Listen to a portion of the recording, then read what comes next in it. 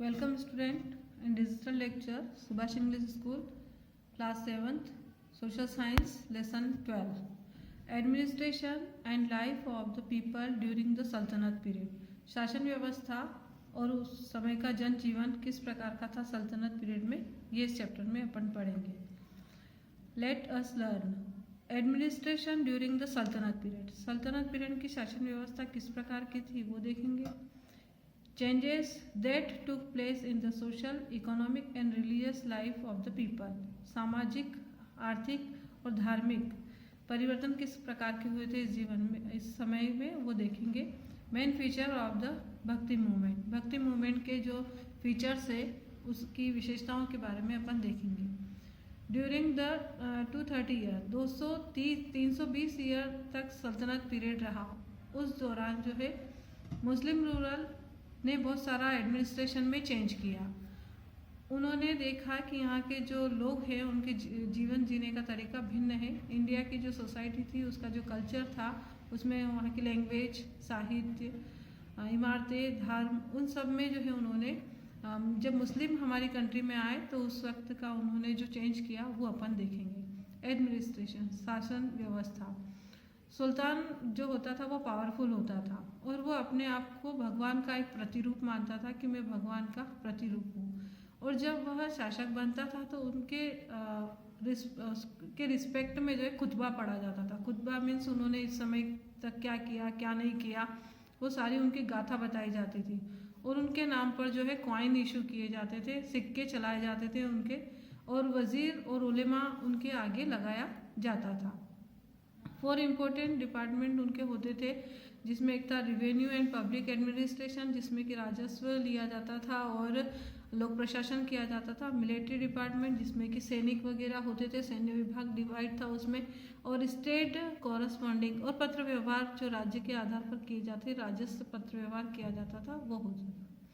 4th होता था department of religious, शिक्षा और अनुदान का, एजुकेशन अफेयर्स, इसमें शिक्षा और अनुदान का जो भी मामले होते थे वो उसमें लिए जाते थे, उसके बारे में बताया जाता था। इस डिपार्टमेंट के जो नाम थे उन्हें जो दीवाने विजाकत, दीवाने अर्ज, दीवाने ईशा और दीवाने रिलासत के नाम से जाना जाता था। जो डिवाइड थे भाग उनको जो है सिक्कों के नाम से जाना जाता था और उसमें जो है जिले भी आते थे।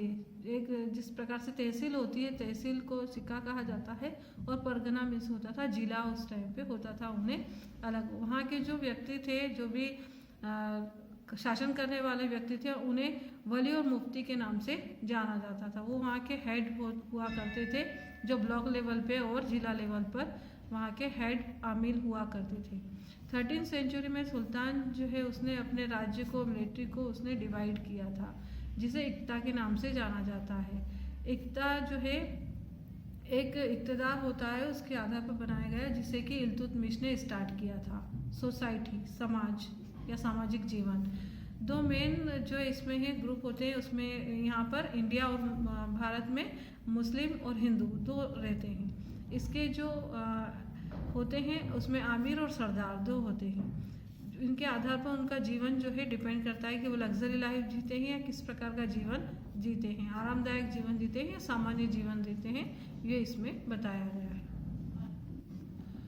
उस समय इस दौरान जो है ब्राह्मण और उलेमान में होते धर्म शिक्षक, जो धर्म की शिक्षा देने वाले व्यक्ति होते उनको कहा जाता है। उनका महत्वपूर्ण स्थान इसमें होता था।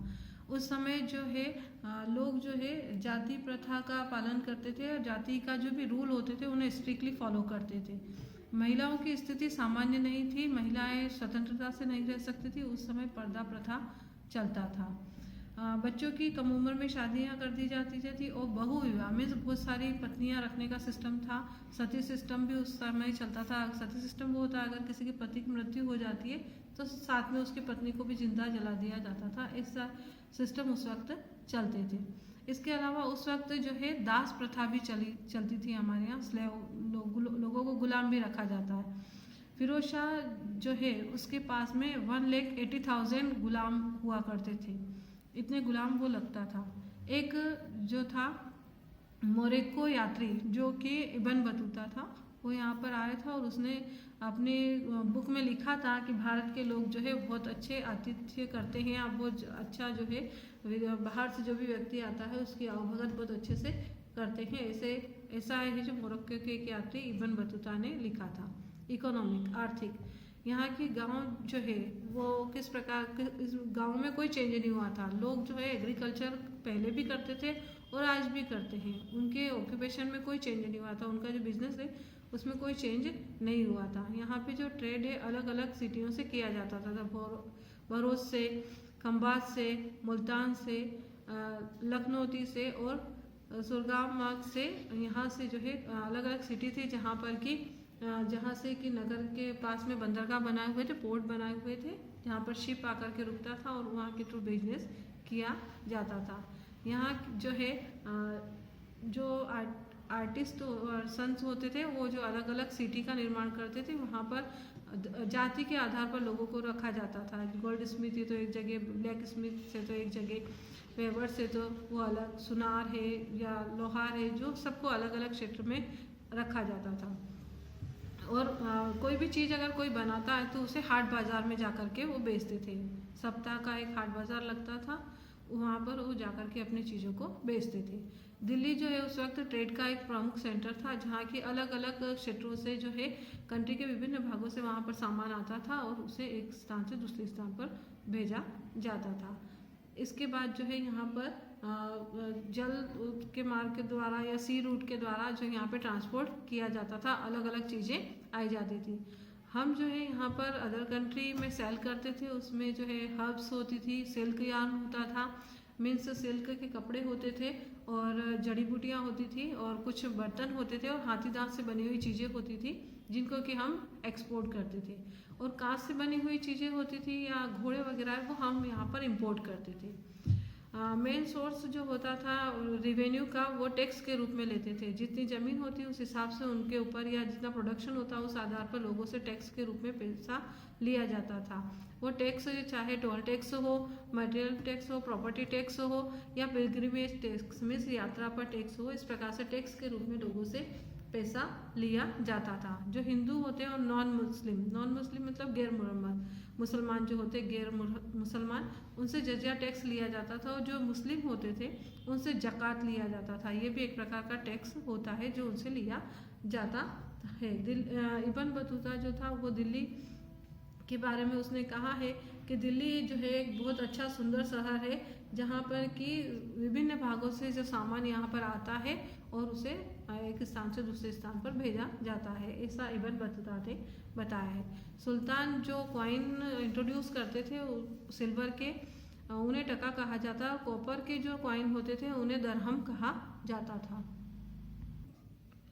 लैंग्वेज, लिटरेचर एंड साइंस, भाषा, साहित्य और विज्ञान। टेम्पल, यहाँ पे जो है टेम्पल और मॉस्कियो जो होते थे मस्जिद, उसमें प्राइमरी एजुकेशन दी जाती थी बच्चों को, मंदिरों में और मस्जिदों में शिक्षा दी जाती थी। और प्राइमरी स्कूल के लिए वहाँ पर जो प्राइमरी स्कूल है वो एस्टेब्लिश किए गए थे जहाँ पर बच्चों को 1st से लेकर 5th तक की एजुकेशन दी जाती थी। आगे की हायर एजुकेशन के लिए यहाँ पर कॉलेज बनाए गए थे या मदरसा बनाए गए थे जहाँ पर उनको हायर एजुकेशन दी जाती थी। उस समय सुल्तान के द्वारा जो फारसी लैंग्वेज यूज़ की जाती थी जिसको कि इंडियन लैंग्वेज में भी इंक्लूड किया गया था। भारतीय भाषा में भी फारसी के बहुत सारे वर्ड है वो यूज़ किए जाते हैं। न्यू लैंग्वेज उर्दू डेवलप की गई थी उस दौरान, जो कि उसमें कुछ हिंदी के वर्ड है, कुछ फारसी के वर्ड इसमें लिए जाते हैं। दोनों भाषाओं के वर्ड मिलाकर के एक उर्दू नई लैंग्वेज बनाई गई थी। ग्रामर जो है उर्दू लैंग्वेज की हिंदी के समान ही है, बस उसमें थोड़ा सा फारसी वर्ड और हिंदी वर्ड उसमें लैंग्वेज में इंक्लूड हो जाते हैं। इस प्रकार की लैंग्वेज उस वक्त चलती है। इस समय में जो क्षेत्रीय भाषाएं भी बोली जाती थी, क्षेत्रीय भाषाओं का भी इसमें विकास हुआ था जिसमें कि कुछ लिटरेचर भी लिखे गए थे। इसमें कुछ हिंदू राजा थे जो कि जिन राज्यों में संस्कृत जो है उनके कोर्ट की लैंग्वेज हो जाती थी, राज्य भाषा के रूप में वहाँ पर चलती थी, जिसमें कि बहुत सारी बुक जो थी उनका संस्कृत भाषा में ट्रांसलेशन हुआ था और उन संस्कृत भाषाओं में जो लोग नहीं समझते थे बाद में उनका अरबी और फारसी में भी कन्वर्सेशन हुआ था, ट्रांसलेशन हुआ था। उस समय जो पेपर भी आ गए थे, पेपर का इंट्रोडक्शन भी हो गया था, पेपर जो प्रचलन में आ गए थे तो बहुत सारे साहित्य थे उनको पेपर पर लिखा गया था, पुनः से लिखा गया था। इस काल में और भी बहुत सारे फिलोसोफर आए, जैसे अमीर खुसरो आए, उन्होंने उर्दू, फारसी और हिंदी में राइटिंग की। फर्स्ट मुस्लिम राइटर थे जिन्होंने हिंदू और जिसमें एक मुस्लिम राइटर थे जिन्होंने कि बहुत से ज़्यादा हिंदी वर्ड यूज़ करके और बहुत सारे साहित्य लिखे थे। श्रीनाथ थे जिन्होंने हरिविलास लिखा था। मलिक मोहम्मद जायसी थे जिन्होंने पद्मावत लिखा। अमीर खुसरो थे जिन्होंने कि पहेलियाँ मुकरिया लिखा। और नरपति ला थे जिन्होंने कि बिसलदेव रासो और खुमान रासो लिखे उन्होंने। उसके बाद विद्यापति थे जिन्होंने कि मैथिली भाषा में जो है अपने पद लिखे थे। इस प्रकार उन्होंने जो बहुत सारी लैंग्वेज में यहाँ पे अलग अलग साहित्य लिखे गए। और कबीरदास जी ने जो है दोहे लिखे हैं उस दौरान, जिनको कि काफ़ी भक्ति रूप में गाया जाता है। अमीर खुसरो और अमीर दलहली जो कि अलाउद्दीन खिलजी के कोर्ट में रहते थे, और उन्होंने बहुत सारी पहेलियाँ लिखी और कव्वालियाँ भी उस दौरान लिखी गई थी। दोहों और कव्वालियों का प्रचलन उस वक्त हो गया था। मेडिसिन, चिकित्सा के क्षेत्र में उस दौरान जो है मौलाना बदरुद्दीन हुआ करते थे, मौलाना सदरुद्दीन और आजिमुद्दीन जो कि फेमस फिलोसोफर फिजिशियन थे, और मच्छिंद्र दास और योग जिन्होंने कि फेमस सर्जन के रूप में उस वक्त थे, वो सर्जरी करते थे। उन्होंने तारीख फिरोज शाही जो दिया है, जो कि एक फिजिशियन या अपन ये कह सकते हैं कि उन्होंने चिकित्सा क्षेत्र में काफ़ी जो है उन्नति की थी। और उस वक्त तक खगोल शास्त्री भी बहुत सारे हुए थे, उनकी लिस्ट भी है। आर्कियोलॉजिस्ट मीन्स वास्तुशास्त्र, उस समय जो है तुर्क और अफगान ने नई नई स्टाइल में बहुत सारी इमारतें बनाई, जिसमें कि सेंट्रल एशिया को उन्होंने फारस और मध्य एशिया की वास्तुकला में काफ़ी उन्होंने डेवलपमेंट किया था। न्यू स्टाइल के उन्होंने जो है इमारतें बनवाई, और इंडस स्टाइल में जो है वहाँ पे न्यू स्टाइल डेवलप करके उन्होंने बनाया था। उन्होंने बहुत सारे डोम्स बनवाए हैं, मीनार्स बनवाई है, और बहुत सारी इमारतें जो है उन्होंने अपने नुकीले अपन जिसके कहते हैं मेहराब वगैरह बना करके उन्होंने वहाँ पर इमारतें बनवाई थी।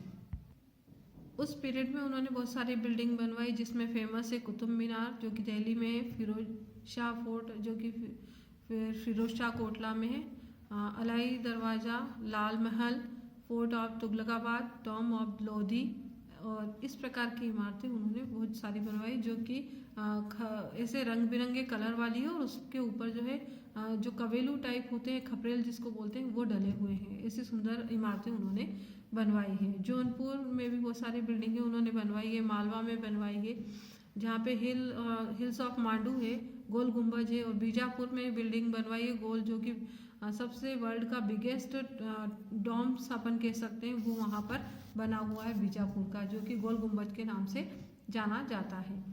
साउथ में भी ब्यूटीफुल बिल्डिंग उन्होंने बनवाई है, बहुत सारे किले बनवाए हैं, फोर्ट है दौलताबाद में बनवाया है, और गोलकुंडा में भी उन्होंने जो है फोर्ट बनवाए हैं, वहाँ पे किले बनवाए हैं। साउथ में उन्होंने विजयनगर किंगडम बनवाया है, जहाँ पे कि बहुत सारे मंदिर है, जहाँ पर कि लकड़ी की कुछ नक्काशी की हुई डिज़ाइने वाली उन्होंने वहाँ पे बनवाई है इमारतें, जो कि काफ़ी सुंदर दिखाई देती है। पेंटिंग चित्रकला, इस समय जो है पेंटिंग जो है परंपरागत तरीके से जो चलाई जा रही थी वो थी। कलाकार जो थे वो पेंटर जो थे वो राजाश्रय में रहते थे, उनके जो बुक रहती थी उस बुक में पेंटिंग करके शो करते थे कि किस प्रकार के कार्य वो राजा कर रहे हैं, क्या है, वो पेंटिंग के थ्रू वो बताते थे। म्यूज़िक, उस समय जो है संगीत भी जो है फारस और अरबी स्टाइल में म्यूज़िक वहाँ पर चलता था, और भारतीय संगीत का उस पर काफ़ी प्रभाव पड़ा और काफ़ी पॉपुलर भी वो रहा। उसमें है सितार है, सारंगी है, तबला है, ये वाद्य यंत्र जो है काफ़ी प्रचलित रहे। उस दौरान जो है कव्वाली का भी प्रचलन स्टार्ट हो गया था। रिलीजियस मूवमेंट, धार्मिक आंदोलन, इस काल में जो है हिंदू की जो कुछ कुरीतियाँ थी या कुछ बुराइयाँ थी जिनको कि काफ़ी आडंबर के थ्रू उनको दिखाया गया है, जिन बुराइयों को समाज में सुसंगठित करके समाज में सुधारने के लिए कुछ जो है उन्होंने इम्प्रूवमेंट किया है कि इन बुराइयों को समाप्त करना चाहिए। उसमें उन्होंने जो है रामानंद और कबीर लोगों ने अपने भेदभावपूर्ण नीति या जो लोगों की सद्भावना थी लोगों के प्रति उसके बारे में उन्होंने बताया है, और राज्य का जो है मॉडर्न लाने की कोशिश करी है ताकि उस क्षेत्र में भी विकास हो सके। उसके लिए उन्होंने जो है भक्ति मूवमेंट स्टार्ट किया था, जिससे कि लोगों को धर्म के बारे में पता चले और समाज की कुछ बुराइयों को समाप्त करे। भक्ति मूवमेंट जो है इंडिया के लिए नया था, जिसमें कि पॉपुलर बहुत सारी चीज़ें हुई थी, फेमस हुई थी, और इसमें बहुत सारे संत हुए थे जिन्होंने अपने उपदेश सिंपल लैंग्वेज में दोहा के द्वारा और भजन के द्वारा लोगों तक पहुंचाने की प्रयास किया था। भक्ति के जो फाउंडर है वो अलवर और न्यार संत को माना जाता है, जिन्हों की स्टोरी और सॉन्ग्स के द्वारा सिंपल लैंग्वेज के द्वारा उन्होंने बताया। वल्लभाचार्य जो कि जिन्होंने कि कृष्णदेव राय मथुरा, वृंदावन और वाराणसी और यहाँ पर जो है लोगों को उपदेश दिया और लोगों को समझाया कि भक्ति के उपदेश उन्होंने दिए। बंगाल में चैतन्य महाप्रभु ने लॉर्ड कृष्णा के उपदेशों को और भाईचारे के बारे में, प्रेम के बारे में बताया है। संत ज्ञानेश्वर ने जो भक्ति मूवमेंट जो है महाराष्ट्र में चलाया और लोगों को भगवत गीता को समझाया है कि किस प्रकार से भगवान की भक्ति करना चाहिए। उन्होंने संत तुकाराम और नामदेव ने जो है भगवान के बारे में बताया और संस्कृत के जो है संस्कृत को समझाया कि संस्कृत क्या होती है, संस्कृत में समझाया कि हमें जो है उन चीज़ों को उन्होंने हिंदी में कन्वर्ट करके उनको बताया। कबीरदास जो कि बनारस में रहते थे, उन्होंने दोहा लिखे। उन्होंने हिंदू मुस्लिम यूनिटी को दर्शाते हुए लोगों में जो है धर्म की भावना को प्रचारित किया और ये कहा कि आप जो है आडंबर वगैरह मत करो और धर्म को एक कर्मकांड के रूप में लो। गुरु नानक देव जो कि एक जन्म है एक छोटा गांव है तलवंडी जो कि पंजाब में है, अभी वो पाकिस्तान में है, वहाँ पर उनका जन्म हुआ था। वो जो है इंडिया में अलग अलग प्लेस पर जाते हैं और अपने उपदेशों के द्वारा बताते हैं कि भगवान क्या है और हमें जो है अपने उपदेशों को मनुष्य तक पहुँचाते और बिना भेदभाव के, जाति के भेदभाव के सभी धर्म को इक्वल मानते हुए उन्होंने उपदेश दिया था और गुरु ग्रंथ साहिब, आदि ग्रंथ साहिब के बारे में उन्होंने बताया था। सूफी संत जो है मुस्लिम विचारकों के फिलोसोफर माने जाते हैं, जिन्हों के सूफी संत कहा जाता है। इन्होंने भक्ति आंदोलन में संतों के समान जो है लोगों को उपदेश दिए और बताया कि भगवान के करीब आइए, भगवान को मानिए, एक ही है भगवान और दूसरों के प्रति किसी प्रकार का टॉलरेंस मत कीजिए, भेदभाव मत कीजिए, सभी धर्म को इक्वल मानिए और जो है सबके समान रूप से रखिए। इसके लिए उन्होंने बहुत सारे गीत भी लिखे जो कि हिंदी में और अलग अलग भाषाओं में भी उन्होंने दर्शाए हैं। इफेक्ट ऑफ भक्ति मूवमेंट, भक्ति आंदोलन का जीवन पर क्या इफेक्ट हुआ वो बताया। भक्ति आंदोलन के थ्रू जो है समाज पर काफ़ी इफेक्ट हुआ। लोगों ने जो है भेदभावपूर्ण नीति के ये हिंदू है मुसलमान है ऐसी कोई भावनाएं नहीं दिखाई और सब में इक्वलता आई, समानता आई और सब ने जो है अपने अलगाववाद को दूर करके एक दूसरे के निकट आए और क्लोज होकर के अपने देश को चलाने में उन्होंने सहयोग दिया। इस वीडियो में हमने जो है चैप्टर को एक्सप्लेन किया है। नेक्स्ट वीडियो में अपन जो है वर्कशीट करेंगे। Thank you.